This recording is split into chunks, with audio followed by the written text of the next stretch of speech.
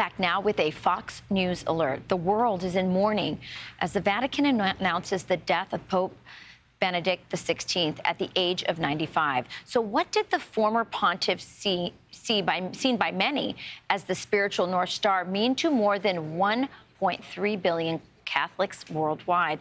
Joining us now to discuss, Fox News contributor Jonathan Morris. Jonathan, so great to have you this morning. I know it's a sad occasion, but love having you. And, you know, not everyone who's watching understands perhaps what this means for Catholics worldwide, and also what it might mean for, you know, the rest of the world, because the Catholic Church has an influence on culture. Talk to me about that. Yeah, I had the pleasure and the honor of being in the Vatican for 9 years as a Catholic priest.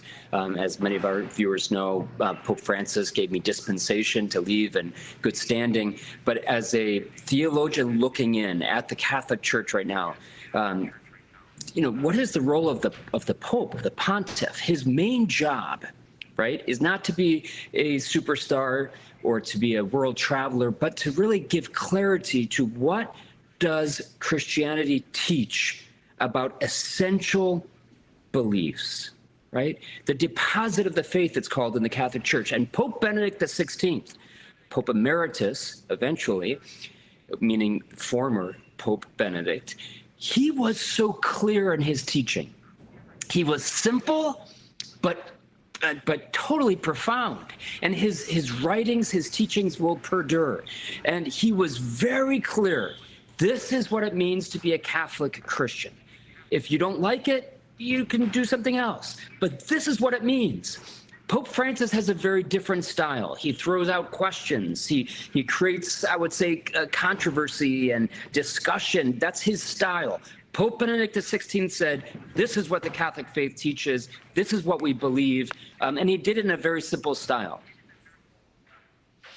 Yeah, you know, Jonathan, there is, I mean, I hate to use the word schism, but there is, I mean, if you're a Catholic, you feel it, that there is, you know, the Pope Benedict way of looking at Catholicism, and as you said, this willingness to be a smaller but more faithful and Orthodox church versus Pope Francis. What happens moving forward now that we have lost Pope Benedict?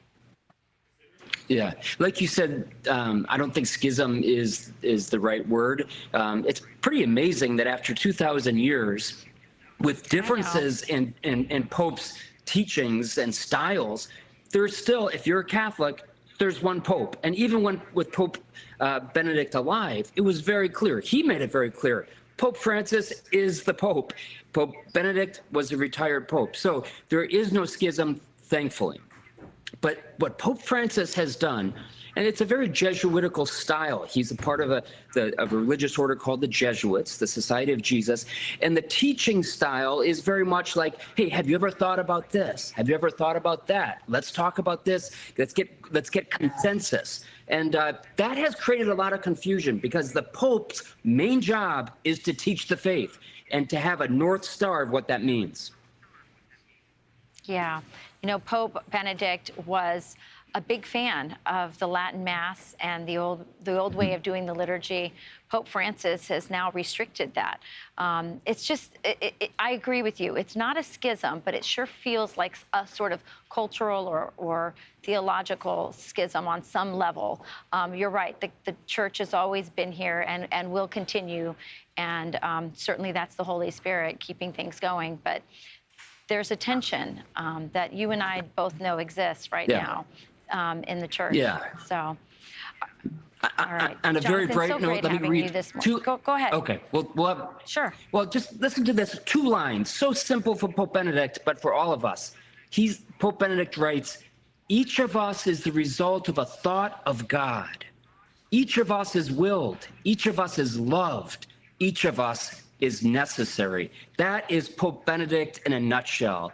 Profound, but simple. A beautiful Christian pro-life message, for sure. Jonathan, thank you for joining us this morning. Rachel. Wonderful seeing you. Happy New Year to you and your beautiful family. Have fun. Thank you. We will. Thank you. We will. All right. Yeah. I'm Steve Doocy. I'm Brian Kilmeade. And I'm Ainsley Earhart. And click here to subscribe to the Fox News YouTube page to catch our hottest interviews and most compelling analysis.